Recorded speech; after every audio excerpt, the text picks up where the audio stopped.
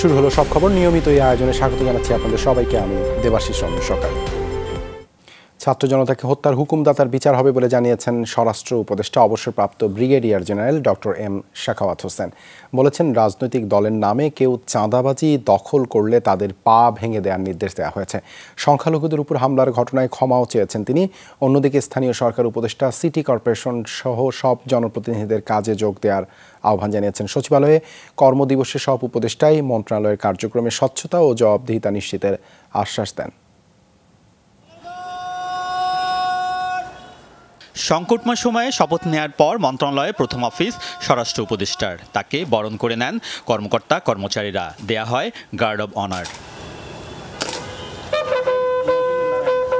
এরপর মন্ত্রণালয়ের কর্মকর্তাদের সাথে বৈঠক করেন। এর আগে তিনি বলেন, রাজনৈতিক দল নিয়ে আইন করা হচ্ছে, কোনো দল স্বৈরাচারী কায়দায় চলতে পারবে না। এখন যারা রাজনৈতিক দলের নামে চাঁদাবাজি ও লুটপাট করছে তাদের বিরুদ্ধে ব্যবস্থা নেওয়ার জন্য সেনাবাহিনীকে নির্দেশনা দেওয়া হয়েছে। আরেকটি মেসেজ আমি দিচ্ছি সব পলিটিক্যাল পার্টির জন্য, তাদের জায়গা যদি আপনি মনে করেন যে আমি আসলাম দখল করব, বাজার দখল করব, ঘাট দখল করব, এটা দখল করব, চাঁদাবাজি করব, কিছুদিন করেন, কিন্তু আমি সেনা প্রধানকে বলেছি, রিকোয়েস্ট করেছি, পা ভেঙে দিতে আপনাদের।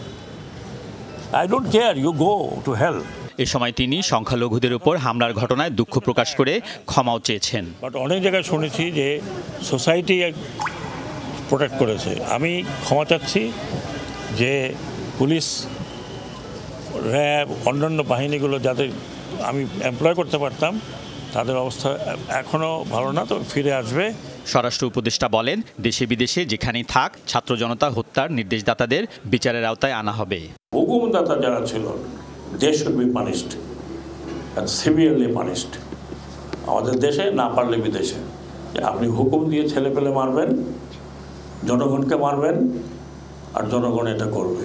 আবার আসেন, দেখেন জনগণ কি করে, ছিঁড়ে ফেলবে। এবার স্থানীয় সরকার উপদেষ্টা দায়িত্বের প্রথম দিনেই সিটি, পৌরসভা সহ জনপ্রতিনিধিদের কাজে যোগ দিয়ে সেবা নিশ্চিতের আহ্বান জানিয়েছেন। তাদেরকে তো আর চলে যেতে বলা হয় না, তো সুতরাং ফিরে আসতে আবার ডাকারও কোনো লিঙ্ক হিসাবে আসছে না আর কি।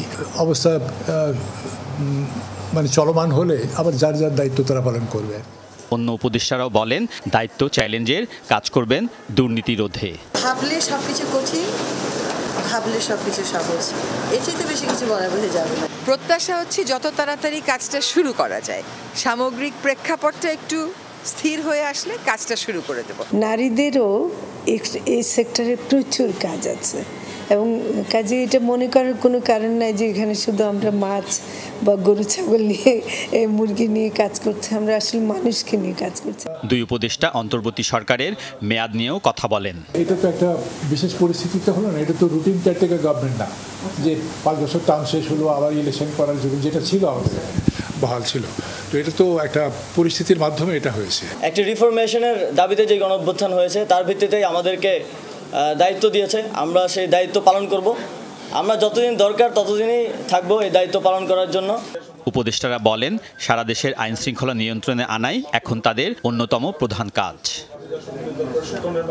আলমগীর স্বপন, যমুনা নিউজ, ঢাকা। রাজধানীর সড়কে সীমিত পরিসরে দায়িত্ব নিতে শুরু করেছে ট্রাফিক পুলিশ। গুলশান, বনানী সহ কয়েকটি মোড়ে যানজট নিরসনে শিক্ষার্থীদের পাশাপাশি কাজ করতে দেখা গেছে তাদের। প্রায় 1 সপ্তাহ পর রাজপথে দেখা গেছে পুলিশ সদস্যদের। 2-1 দিনের মধ্যে পরিস্থিতি আরও উন্নত হবে বলে আশা গুলশান ট্রাফিক বিভাগের। এদিকে বিকেলে স্বরাষ্ট্র উপদেষ্টার সাথে বৈঠক করেন আন্দোলনরত পুলিশ সদস্যদের প্রতিনিধিরা। দাবি মানার আশ্বাসে কর্মবিরতি প্রত্যাহারের ঘোষণা দেয়া হয়। গেল 5 আগস্ট শিক্ষার্থী জনতার গণ অভ্যুত্থানে পতন হয় আওয়ামী লীগ সরকারের। এরপর থেকেই সড়কে দেখা নেই ট্রাফিক পুলিশের। রাস্তায় দেখা দেয় বিশৃঙ্খলা। বিভিন্ন স্থানে হামলার ভয়ে দায়িত্ব পালন থেকে বিরত থাকে পুলিশ সদস্যরা। সড়কে শৃঙ্খলা ফেরাতে দায়িত্ব কাঁধে তুলে নেয় শিক্ষার্থীরা। নতুন সরকার দায়িত্ব নেয়ার পর ধীরে ধীরে কাজে যোগ দিতে শুরু করেন পুলিশ সদস্যরা। দুপুরে রাজধানীর সড়কে সীমিত পরিসরে দায়িত্ব নিতে শুরু করেন ট্রাফিক পুলিশ। গুলশান, বনানী সহ কয়েকটি মোড়ে যানজট নিরসনে কাজ করছেন তারা। প্রায় 1 সপ্তাহ পর রাজপথে দেখা গেছে পুলিশ সদস্যদের। ট্রাফিকটা আসলে আমাদের খুবই ইম্পর্টেন্ট একটা পার্ট, ঠিক আছে। তাদের দায়িত্বটা 100% তারা পালন করবে, এটা ছাত্ররা আসলে পারতেছে না। তো তারা আসলে আমার মনে হয় ভালো হবে, কারণ ছাত্ররা আর কতদিন রাস্তায় থাকবে। আজকের থেকে ইনশাল্লাহ যদি ট্রাফিক সার্জেন্ট প্রত্যেক মোড়ে মোড়ে দাঁড়ায়, আগের মতন এমন আমাদের কোনো আতঙ্ক থাকার কোনো আশঙ্কা নাই। ট্রাফিক ব্যবস্থা ফিরে আসে, আগামীকাল থেকে আমরা পুরো পোশাকে শুরু করবো আর কি ইনশাল্লাহ। পুলিশের লোকবল বাড়ানো হলে 2-1 দিনের মধ্যে পরিস্থিতির আরও উন্নতি হবে বলে জানান গুলশান ট্রাফিক বিভাগের ডিসি। যেহেতু ছাত্ররা আছে, আমরা ছাত্ররা পুলিশ মিলে মিশে একসাথে কাজ করতে থাকবো। আমরা কালকে থেকে এটা আমাদের ডেভেলপমেন্টটা আমরা আরও বাড়িয়ে দেবো এবং গ্র্যাজুয়ালি যাতে আগামী 2-3 দিনের মতোই পরিস্থিতিটা একটা স্বাভাবিক পর্যায়ে আছে, আমাদের ফুল ফেজে আমরা আমাদের সেই ডেভেলপমেন্টে যাব। তবে ট্রাফিক পুলিশের অনুপস্থিতিতে আজও রাজধানীর বেশিরভাগ স্থানে শিক্ষার্থীদের দায়িত্ব পালন করতে দেখা গেছে। ফয়সাল মাহমুদ, যমুনা নিউজ, ঢাকা। কনকায় দীর্ঘদিন পর্যন্ত খাবার থাকে গার্ডেন ফ্রেশ। ভালো থাকুন আপনিও। Konka fridge. বঙ্গভবনে শপথ নিলেন নবনিযুক্ত প্রধান বিচারপতি সৈয়দ রেফাত আহমেদ ও অন্তর্বর্তীকালীন সরকারের 2 উপদেষ্টা। বঙ্গভবনের দরবার হলে রবিবার দুপুর 1:45টার দিকে শুরু হয় শপথের আনুষ্ঠানিকতা। প্রথমে কোটা সংস্কার আন্দোলনে নিহতদের স্মরণে 1 মিনিট নীরবতা পালন করা হয়, তেলাওয়াত করা হয় পবিত্র কোরআন থেকে। এরপর রাষ্ট্রপতি মোহাম্মদ শাহাবুদ্দিন প্রধান বিচারপতি হিসেবে সৈয়দ রেফাত আহমেদকে শপথ পাঠ করেন। তারপরই শপথ গ্রহণ করেন অন্তর্বর্তীকালীন সরকারের 2 উপদেষ্টা ডাক্তার বিধান রঞ্জন রায় ও সুপ্রদীপ চাকমা। তারা ঢাকার বাইরে থাকায় বৃহস্পতিবার রাতের শপথ অনুষ্ঠানে উপস্থিত ছিলেন না। 17 সদস্যের অন্তর্বর্তীকালীন সরকারের আরেক উপদেষ্টা ফারুক-ই আজম এখনও শপথ নেননি, তিনি আছেন দেশের বাইরে।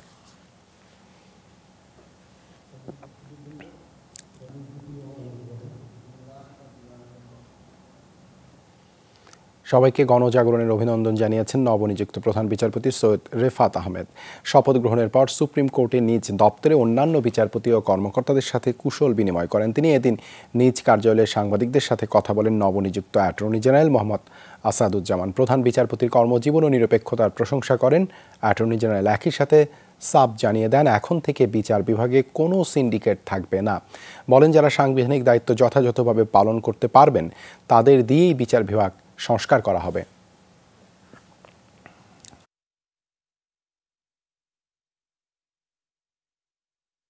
প্রধান বিচারপতি সম্পর্কে আমার মূল্যায়ন হলো উনি অক্সফোর্ড গ্রাজুয়েট, উনি ঢাকা বিশ্ববিদ্যালয়ের আইন বিভাগ থেকে ওনার ব্যাচের ফার্স্ট ক্লাস ফার্স্ট ছিলেন। ওনার লেখা পড়া শিক্ষা দীক্ষা ওনার চালনে বলনে আপনি কখনোই দীর্ঘদিন ছিলেন এখানে, কোনো কমেন্ট আপনারা কোট করতে সুযোগ পাননি। নিজেদের পছন্দ ও দাবি অনুযায়ী প্রধান বিচারপতি নিয়োগ দেওয়ায় অন্তর্বর্তীকালীন সরকারকে ধন্যবাদ জানিয়েছেন বৈষম্য বিরোধী ছাত্র আন্দোলনের সমন্বয়করা। নবনিযুক্ত প্রধান বিচারপতির বিচার ব্যবস্থার উপর দেশবাসীর আস্থা ফিরিয়ে আনবে বলেও আশা করেন তারা। বঙ্গভবনের প্রধান বিচারপতির শপথ গ্রহণ অনুষ্ঠান শেষে তারা এসব কথা বলেন। প্রধান বিচারপতি হিসেবে এমন একজনকে নিয়ে কথা বলেছি আমরা বিশ্বাস করি যার গ্রহণযোগ্যতা এই মুহূর্তে পুরো বাংলাদেশে সবচেয়ে বেশি, এবং শুধু বাংলাদেশ নয় পৃথিবীব্যাপী যার একটি সুনাম রয়েছে। সেই জায়গা থেকে আমরা বিশ্বাস করি তার প্রতি পুরো দেশের মানুষ তাকিয়ে রয়েছে, কারণ বিচার বিভাগের প্রতি যে অনাস্থাটি তৈরি হয়েছে সেটি অবশ্যই ফিরে আনতে হবে। যে বর্তমান এই প্রজন্মকে যারা বিশ্বাস করতে পারবে, এই প্রজন্মকে যারা রিড করতে পারবে, এই প্রজন্মের চাওয়াকে এবং বিচার ব্যবস্থাকে যারা জনমুখী করতে পারবে, তাদের মধ্যে বর্তমান যিনি আজকে শপথ নিয়েছেন তিনি তার মধ্যে অন্যতম। আমাদের কথা অনুযায়ী, আমাদের দাবি অনুযায়ী যেহেতু তাকে আজকে শপথ পাঠ করানো হয়েছে, প্রধান বিচারপতি হিসেবে নিয়োগ দেওয়া হয়েছে, ছাত্র নাগরিকের পক্ষ থেকে আমরা তাদেরকে আমরা এই অন্তর্বর্তীকালীন সরকারকে আমরা ধন্যবাদ জানাই। বিদেশি শক্তি ও অভ্যন্তরীণ ষড়যন্ত্র থেকে দেশকে রক্ষা করতে হবে, একক শাসন ও কর্তৃত্ববাদী রাজনীতির ঠাঁই নেই, এসব কথা বলেছেন বিএনপির স্থায়ী কমিটির সদস্য সালাউদ্দিন আহমেদ। 9 বছর পর রবিবার দেশে ফিরেন তিনি। বিএনপির প্রতিষ্ঠাতা জিয়াউর রহমানের সমাধিতে শ্রদ্ধা জানানোর শেষে সাংবাদিকদের তিনি বলেন, গণতান্ত্রিক কাঠামো সংস্কার করে প্রকৃত গণতন্ত্র উপহার দিতে হবে যেন এদেশের জনগণ সুফল ভোগ করতে পারে। এ সময় তিনি জনগণের উদ্দেশ্যে ধৈর্য ধরে শৃঙ্খলা ফিরিয়ে আনার আহ্বান জানান। বলেন যে যেই ধর্মেরই হোক সবাই স্বাধীন সার্বভৌম বাংলাদেশের।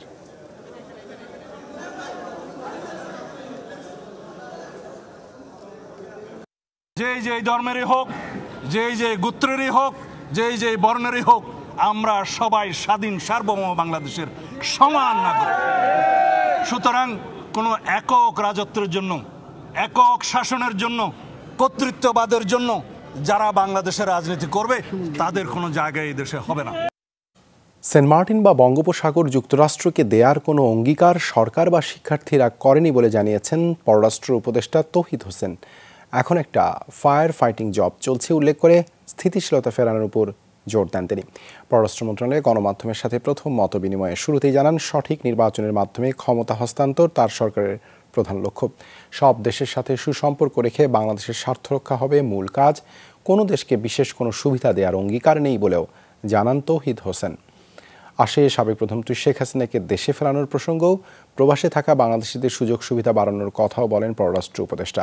জানান, আরব আমিরাতে সাজাপ্রাপ্তদের ফেরাতে কথা বলবেন সরকার প্রধান। এই মুহূর্তে তো আসলে একটা ফায়ার ফাইটিং জব চলতেছে, এটা আপনারা জানেন, অস্বীকার করে তো কোনো লাভ নেই। নির্বাচন করতে হবে অবশ্যই, এবং নির্বাচনের মাধ্যমেই এই সরকার সরে যাবে। আমি শুধু এটুকু বলতে পারি যে আমি এরকম কোনো অঙ্গীকার করিনি। আর আমার খুব সন্দেহ যে রাস্তার ছাত্ররা এই অঙ্গীকার করেছে গিয়ে আমেরিকার কাছে। আন্দোলনে গুলি চালাতে পুলিশকে যারা হুকুম দিয়েছে তারা দেশে অথবা বিদেশে যেখানেই থাকুক না কেন বিচারের আওতায় আনা হবে, এমনটাই জানিয়েছেন স্বরাষ্ট্র উপদেষ্টা অবসরপ্রাপ্ত brigadier general doctor Shakhawat Hossain. Rajarbagh কেন্দ্রীয় পুলিশ হাসপাতালে চিকিৎসাধীন আহত সদস্যদের খোঁজ খবর নেয়ার পর কথা বলেন তিনি। শাখাওয়াত হোসেন বলেন, পুলিশকে দিয়ে আর রাজনীতি করা যাবে না, ব্যবহার করা যাবে না লাঠিয়াল বাহিনী হিসেবে। স্বরাষ্ট্র উপদেষ্টা জানান, বৃহস্পতিবারের মধ্যে পুলিশ সদস্যরা কর্মস্থলে যোগ না দিলে পলাতক ঘোষণা করা হবে। উপদেষ্টা এ সময় আরও জানান, ছাত্রদের দুষ্কৃতিকারী বলা মিডিয়া মালিকদের বিচার হবে। তিনি বলেন, মিডিয়া সত্য তুলে ধরলে দেশের এমন অবস্থা হতো না। চাটুকারিতা করলে মিডিয়া বন্ধ করে দেওয়ার হুঁশিয়ারও দিয়েছেন স্বরাষ্ট্র উপদেষ্টা।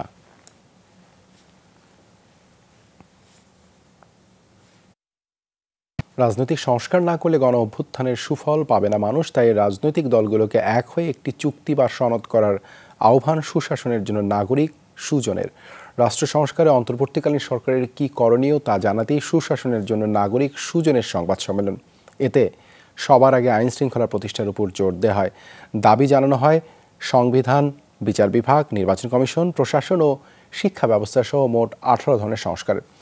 সংগঠনের সম্পাদক বদিউল আলম মজুমদার বলেছেন, সহিংসতার যে পুনরাবৃত্তি দেখা যাচ্ছে এই অভ্যাসের পরিবর্তন ঘটাতে হবে সবার আগে।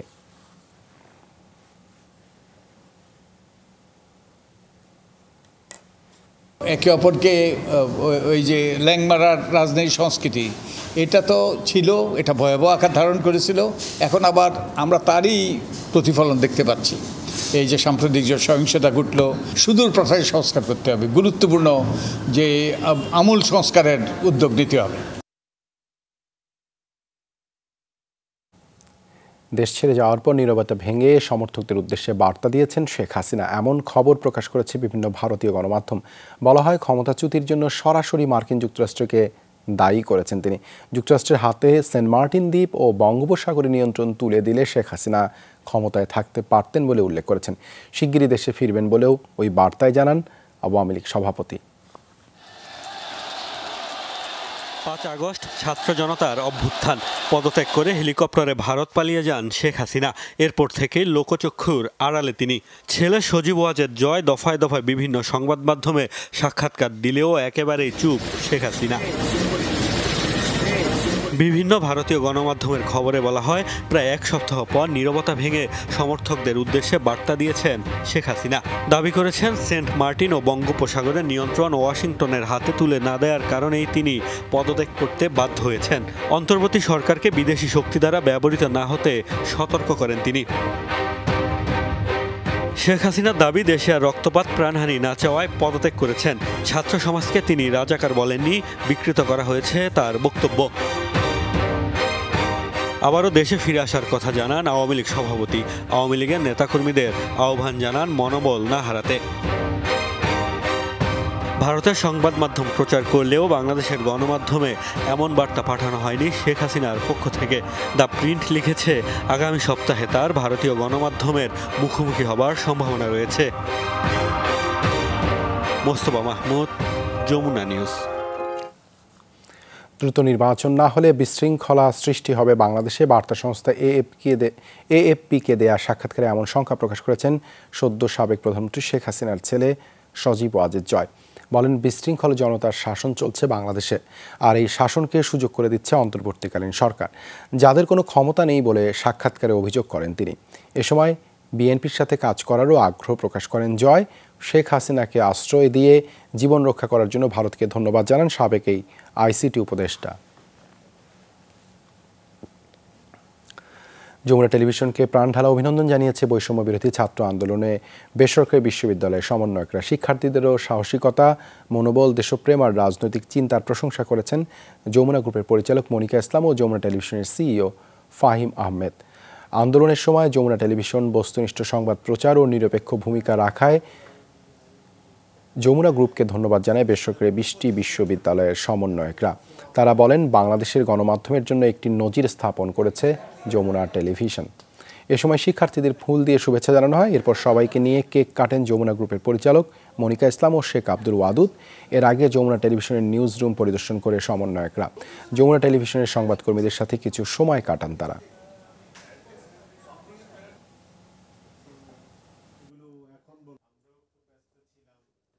কোটা সংস্কার ও এক দফার আন্দোলনে নিহতদের স্মরণে গাজীপুর ও টাঙ্গাইলে মোমবাতি প্রজ্বলন করেছেন শিক্ষার্থীরা। গাজীপুরের বিভিন্ন স্কুল কলেজের শিক্ষার্থীরা টঙ্গী সরকারি কলেজের শহীদ মিনার প্রাঙ্গণে মোমবাতি প্রজ্বলন করে গভীর শ্রদ্ধায় স্মরণ করেন নিহতদের। তাদের আত্মার মাগফিরাত কামনায় দোয়া ও মোনাজাত করা হয়। টাঙ্গাইল পৌর উদ্যান থেকে মোমবাতি প্রজ্বলন করে মিছিল করেন শিক্ষার্থীরা। কেন্দ্রীয় শহীদ মিনারে গিয়ে শেষ হয় মিছিলটি। এ সময় জাতীয় সঙ্গীত ও দেশাত্মবোধক গান পরিবেশন করা হয়।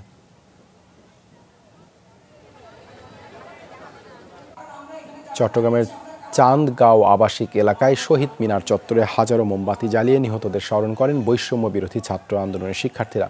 এ সময় তারা বলেন, নতুন বাংলাদেশ বিনির্মাণে নিহতদের অবদান চিরস্মরণীয় হয়ে থাকবে। এদিকে পটুয়াখালীর কুয়াকাটায় সমুদ্র সৈকত পরিষ্কার পরিচ্ছন্নতায় নামেন শিক্ষার্থীরা। তাদের সাথে অংশ নেন পৌর ছাত্র দলের নেতাকর্মীরাও। সৈকতের পাশাপাশি আশেপাশের রাস্তা থেকেও ময়লা আবর্জনা পরিষ্কার করেন তারা।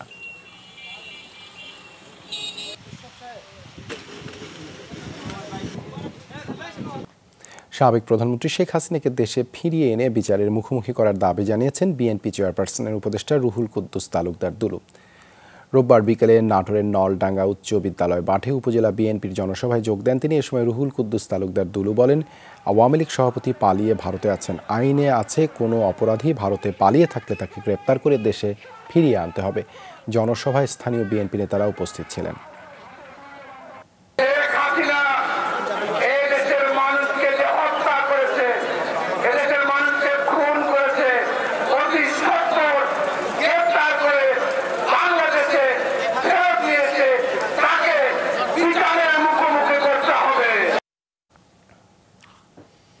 আগামী শনিবার থেকে শুরু হচ্ছে মেট্রো রেল চলাচল। তার আগে মেট্রো রেল ব্যবস্থার নানা দিক পরীক্ষা নিরীক্ষা করা হবে, এ কথা জানিয়েছেন ডিএমটিসিএল ব্যবস্থাপনা পরিচালক MAN সিদ্দিক। রোববার বিকেলে প্রধান উপদেষ্টা ডক্টর মোহাম্মদ ইউনূসের সঙ্গে সচিবদের বৈঠক হয়। এতে সড়ক পরিবহন মন্ত্রণালয়ের সচিব ABM আমিনুল্লাহ নুরি মেট্রো রেল চলাচলের বিষয়টি তুললে দ্রুততা চালুর নির্দেশনা দেন প্রধান উপদেষ্টা। মেট্রো রেলে যাত্রী নিয়ে চলাচল শুরু করলেও ক্ষতিগ্রস্ত মিরপুর 10 ও কাজীপাড়া স্টেশনে এখনই চালু হচ্ছে না। উত্তরা থেকে মতিঝিল পর্যন্ত যাত্রী ওঠানামা হবে 14টি স্টেশনে।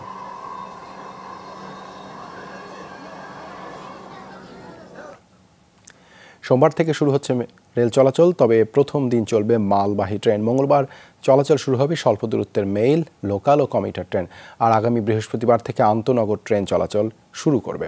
বিকেলে অন্তর্বর্তী সরকারের প্রধান উপদেষ্টা ডক্টর মোহাম্মদ ইউনূসের সঙ্গে বৈঠক করেন রেলপথ মন্ত্রণালয়ের সচিব। সেখানে রেল চলাচলের বিষয়ে নির্দেশনা দেন প্রধান উপদেষ্টা। বৈঠক শেষে রেল সচিব হুমায়ুন কবির জানান, রেলের কোনো সমস্যা না থাকলে নিজেদের মতো পরিকল্পনা করে রেল চলাচল শুরু করার নির্দেশনা দেন তিনি। কোটা সংস্কার আন্দোলন সংঘাতে রূপ নিলে গত 18 জুলাই ট্রেন চলাচল বন্ধ হয়ে যায়। এরপর স্বল্প দূরত্বে মেইল, লোকাল ও কমিউটার ট্রেন চালু হলেও 4 আগস্ট আবারও তা বন্ধ করে দেয়া হয়।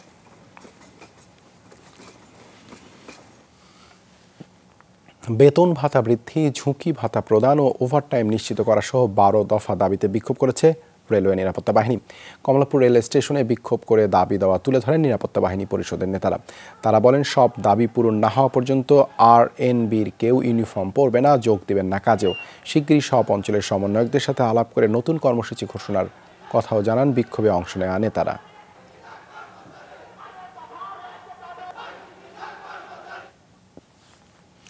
সংখ্যালঘুদের উপর হামলা রোধ ও সম্প্রীতির বাংলাদেশ বিনির্মাণের রাজশাহীতে সমাবেশ করেছেন বিএনপি নেতাকর্মীরা। রোববার সন্ধ্যায় নগরীর কয়ের দ্বারা এলাকার খ্রিস্টান ধর্মাবলম্বীদের একটি গির্জায় সমাবেশ আয়োজন করা হয়। এ সময় বক্তারা বলেন, ছাত্র জনতা গণ অভ্যুত্থান করে স্বাধীনতা লাভ করেছে, এখন তাদেরকেই এই স্বাধীনতা রক্ষা করতে হবে। বিভিন্ন স্থানে সহিংসতা রোধে সবাইকে একসাথে কাজ করার আহ্বান জানান বক্তারা। এই ছিল আজকের সব খবরের আয়োজনে। এতক্ষণ সাথে থাকার জন্য ধন্যবাদ সবাইকে।